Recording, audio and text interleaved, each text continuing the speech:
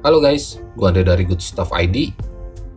Jadi kurang lebih udah sekitar sebulanan gua pakai iPhone XR ini buat gua jadiin daily driver gua. Mungkin waktu yang cukup singkat, tapi gua rasa dalam kurun waktu segitu sedikit banyaknya gua udah bisa ngegambarin soal pengalaman gua mengenai iPhone yang satu ini. Jadi buat menuhin janji gua ke kalian, di video kali ini gue bakalan share pengalaman pribadi gue soal pemakaian iPhone XR ini di 1 bulan terakhir. Dan semoga lewat video ini juga, gue berharap bisa ngejawab rasa bingung kalian soal smartphone yang satu ini. Karena masih banyak banget komen yang bilang, "Bang, bingung nih pilih iPhone ini atau itu ya?" Atau, "Bang, bagusan mana iPhone ini atau itu?" dan lain-lain. Jadi gue harap setelah nonton video gue ini, kalian udah bisa nentuin pilihan kalian buat beli atau enggak iPhone XR di tahun 2021 sekarang. Poin pertama yang mau gue bahas mungkin soal performanya. Menggunakan chipset A12 Bionic setara dengan iPhone XS dan XS Max, performa dari iPhone XR ini masih kerasa ngebut banget di tahun sekarang. Buat pemakaian gue yang cenderung casual, kayak buka-buka sosial media, balesin email, chat WhatsApp, nonton YouTube, dan lain-lain, sejauh pemakaian gue selama ini, gue nggak nemuin kendala yang berarti. Buka Instagram lancar, pindah dari aplikasi satu ke aplikasi lainnya juga nggak ada kendala, bahkan buka banyak aplikasi sekaligus, gue jarang banget nemuin yang namanya force close. Bukan berarti nggak ada, tapi selama pemakaian gue case kayak gini jarang banget gue temuin di iPhone XR ini. Buat performa gamingnya pun masih bisa banget diandelin. Contohnya kayak game-game berat sekelas PUBG Mobile, dengan settingan rata kanan, gameplay yang didapat lancar-lancar aja dan jarang banget gue nemuin yang namanya frame drop. Intinya tanpa embel-embel handphone gaming pun, iPhone XR ini masih playable banget di sektor gaming performance-nya. Palingan yang jadi keluhan gua soal suhu dari handphonenya ini. Karena di 30 menit permainan gua, iPhone ini udah mulai berasa anget dan baterainya itu udah berkurang sekitar 12%-an. Jadi buat kalian yang pakai iPhone XR buat kebutuhan gaming yang cukup lama, gua saranin pakein case supaya tangan kalian gak berasa terlalu panas. Penggunaan baterai berukuran 2942 mAh di iPhone XR ini ngebuat stigma kalau baterai iPhone boros itu jadi terbantahkan. Pasalnya iPhone XR ini punya daya tahan baterai yang paling bagus di antara iPhone X series atau X series lainnya. Buat penggunaan gue yang cenderung casual dan sesekali main game di iPhone ini, baterai dengan kapasitas segini udah lebih dari cukup. Bahkan gue cuma perlu ngecas iPhone ini 1 kali dalam sehari. Contohnya gue cabut charger di jam 8 pagi, gue baru ngecas lagi itu sekitar jam 11 malam. Bahkan kalaupun gue lupa charge pas malamnya, gue nggak perlu khawatir karena adanya fitur 18 watt fast charging, gue nggak butuh waktu lama buat ngecas si iPhone ini. Semisal gue cas di jam setengah 7 pagi, dengan kondisi baterai di 10%, gua bisa dapat angka di 100% itu di jam 8 pagi. Jadi kurang lebih butuh waktu 1,5 jam buat ngecharge full baterai dari iPhone XR ini. Oh iya, buat baterai health-nya iPhone gue ini udah di angka 90%. Tapi bukan karena pemakaian 1 bulan turun 10% ya. Jadi buat kalian yang belum tahu, gue beli iPhone ini second dengan pemakaian owner sebelumnya 4 bulan, ditambah pemakaian gue 1 bulan, jadi sebenarnya handphone ini udah aktif dari 5 bulan yang lalu. Intinya selama pemakaian di 5 bulan terakhir, baterai health-nya ini udah turun sekitar 10%. Nah, buat kalian yang khawatir banget sama yang namanya baterai health, ada beberapa tips yang mungkin bisa kalian praktekin supaya baterai health yang ada di iPhone kalian tetap terjaga dan seenggaknya bisa memperlambat turunnya presentase dari baterai health iPhone kalian nanti.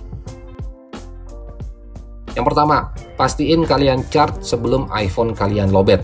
Jadi usahakan charge baterai iPhone kalian di angka 25 atau 30%. Kedua, hindari penggunaan iPhone sampai baterai habis atau 0%. Karena di saat kalian charge dari 0% ke 100%, biasanya pengisian dayanya ini jadi lebih berat yang nantinya bisa mempengaruhi kesehatan dari baterai iPhone kalian. Yang ketiga, selalu menggunakan charger dan adapter original. Kalaupun kalian pakai yang third party, usahakan charger dan adapternya ini udah bersertifikat MFI atau made for iPhone.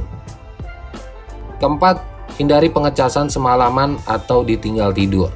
Ya, walaupun kabel iPhone yang original udah dilengkapi fitur pemutus listrik kalau presentase baterai udah 100%, tapi gue lebih nyaranin ke kalian buat hindarin kebiasaan itu.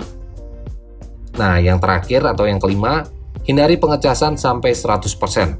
Jadi buat kalian yang biasa ngecas iPhone sampai penuh, mulai sekarang coba kalian cas sampai 80% dan cas lagi di saat baterainya itu udah 30%. Nah, mungkin buat kalian yang punya tips-tips lain soal baterai health ini, kalian bisa banget kok share di kolom komentar di bawah.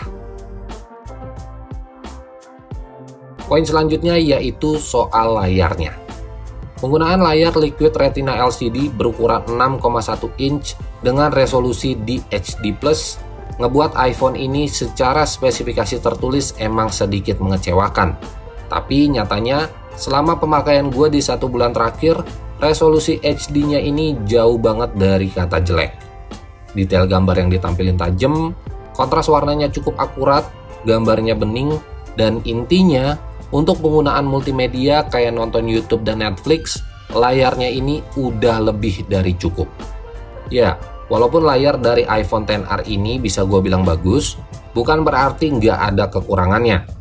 Buat kekurangan yang gue rasain ada di bagian bezelnya yang cukup tebal dan ukuran notch yang terlalu besar. Karena dengan ukuran notch sebesar ini gue rasa cukup mengganggu, apalagi buat kegiatan main game dan nonton video di YouTube. Bahkan nggak cuma itu aja, notch yang seharusnya buat fitur Face ID ini terkesan useless banget di masa pandemi kayak sekarang. Karena kalian harus buka-buka masker dulu buat unlock iPhone kalian, dimana itu cukup bahaya banget buat dilakuin di luar rumah. Tapi beda cerita kalau penggunaannya ini di dalam rumah. Gue bisa akuin Face ID-nya ini akurat banget, sekalipun di tempat yang gelap atau minim cahaya. Bahkan selama pemakaian gue, fitur Face ID-nya ini nggak pernah yang namanya gagal.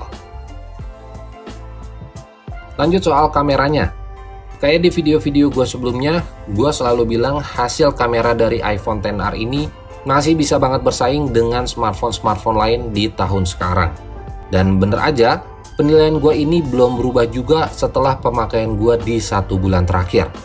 Hasil foto-fotonya tajam, dynamic range-nya cukup luas, dan karakter dari hasil fotonya ini terkesan natural. Intinya buat posting-posting di Instagram ataupun sosial media lainnya ini masih oke banget. Tapi kalau untuk hasil low light-nya, terkesan biasa aja, bahkan gue bilang gak ada yang spesial sama sekali. Karena emang iPhone XR ini belum ada yang namanya fitur mode malam kayak di seri-series iPhone terbaru sekarang. Untuk hasil perekaman videonya, iPhone XR ini mampu merekam hingga resolusi 4K 60fps dan support Optical Image Stabilization atau OIS. Jadi hasil videonya nanti bakalan lebih stabil dan enak banget buat kalian yang pengen bikin konten.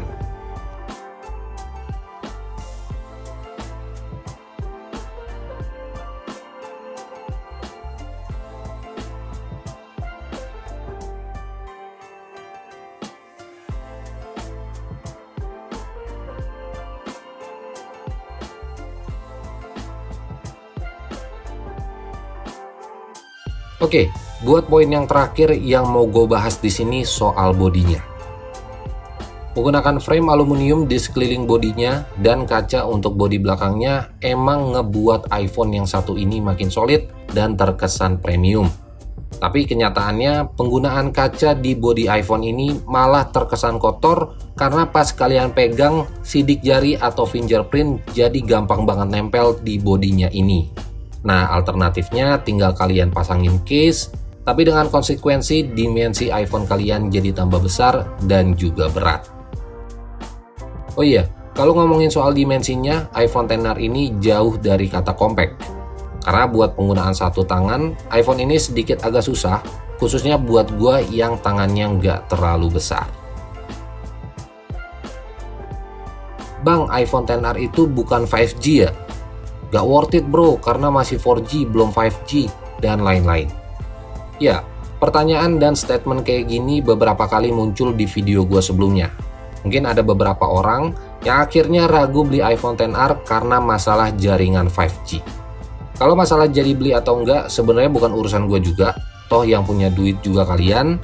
Jadi di sini gue cuma berusaha jawab aja pertanyaan atau statement kalian soal jaringan 5G ini. Kalau ditanya masalah jaringan, iya, iPhone XR ini masih menggunakan jaringan 4G dan belum 5G. Tapi sedikit gue lurusin aja, keluarnya jaringan 5G di Indonesia bukan berarti semua handphone yang masih menggunakan jaringan 4G udah nggak bisa dipakai. Karena setelah gue cari beberapa informasi di media online, bahwa jaringan 4G ini masih bisa terus digunakan sembari jaringan 5G dikembangkan. Jadi bukan berarti kalian beli handphone yang masih pakai jaringan 4G, terus 1 tahun kemudian langsung nggak bisa dipakai. Ya, kurang lebih kayak gitulah. Nah mungkin buat penjelasan yang lebih lengkapnya, kalian juga bisa baca artikelnya dan link beritanya juga gue udah taruh di kolom deskripsi di bawah. But anyway, semua ini balik lagi berdasarkan pengalaman gue pribadi. Mungkin buat kalian yang kebetulan nonton video ini dan udah pakai iPhone XR lebih lama dari gua, punya pengalaman beda soal iPhone yang satu ini, kalian bisa banget share di kolom komentar di bawah. Dan mungkin segini aja video gua soal review iPhone XR. Like aja kalau kalian suka sama videonya, dan share ke teman-teman kalian kalau video ini bermanfaat. So, gua Andri dari Good Stuff ID pamit. Sampai ketemu di video-video selanjutnya.